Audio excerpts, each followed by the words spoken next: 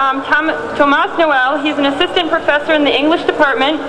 He's also a poet and an author. He wrote Borinquen and Cool Logic, La Lógica Cool, which was named Book of the Year in 2006 by El Nuevo Dia, Puerto Rico's leading newspaper. Please welcome Tomas.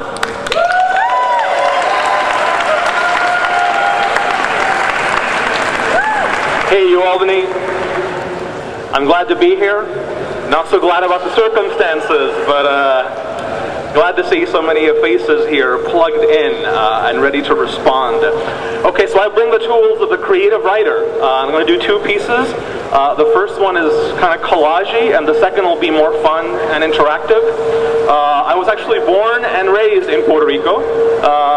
Got my undergraduate degree at the University of Puerto Rico, which, as Brett mentioned, suffered a pretty difficult strike, right, over the past spring.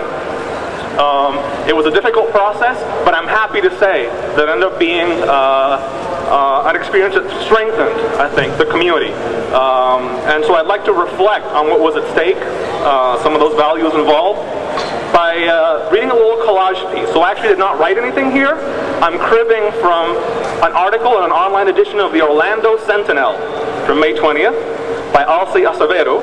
Have to credit your sources, that's important. And also entries from the Time blog of El Nuevo Dia, Puerto Rico's main newspaper, and a student blog called Desde Adentro. Here goes. A month-long strike that has shut down part of the University of Puerto Rico, known as the UPR, shows no signs of coming to an end, as students push against planned budget cuts and the threat of reductions to long-standing student benefits. 7:25 p.m. The provost of the university testified in court that there is not yet an estimate of damages. Governor of Puerto Rico, Luis Fortuño, called for the parts involved to negotiate.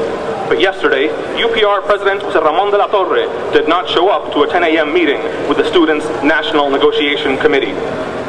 7:08 p.m. In front of the campus's main entrance, the mood is quiet. There is even a reggae band playing for those present, around 100 people. This deficit has been building up for years, and the students want to see the university's financial records. They are concerned that the school wastes a lot of money, even as it raises tuition and other fees. 11:59 p.m. Dozens of drivers honk horns while passing the campus's main gate. UPR students ultimately fear that the fiscal crisis will lead to steps toward the privatization of the university system. 11:55 p.m. On campus, a music group plays rock. The contention point that has paralyzed negotiations is so-called Certification 98, a resolution that seeks to reevaluate tuition waivers that are currently granted to honor students, athletes, and artists who represent the university at national and international levels. 11:50 p.m. A patrol car from the tourist area brings snacks for dozens of agents. According to some estimates, the measure would save the UPR $16 million. University guard covering his eyes. Since the strike started, police officers and SWAT teams have been assigned to the entrances of the Rio Piedras campus. Newspapers in Puerto Rico report a spike in murders on the island during that period of time. 4:59 p.m. Two students from the negotiating committee, René Vargas and Verónica Guzmán, met with Deputy Chief of Police, José Rosa Carraquillo, to establish a plan that would avoid confrontation.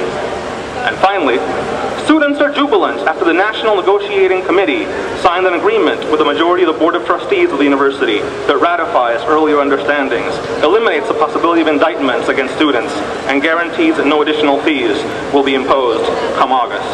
This agreement will likely put an end to the strike.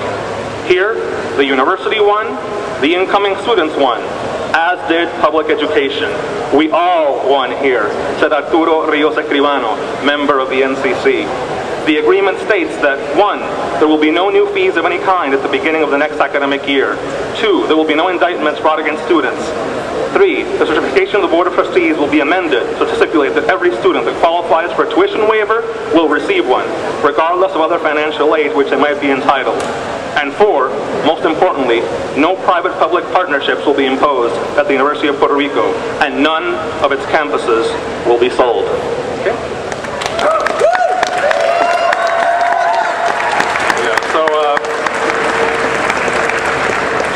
bit of a serious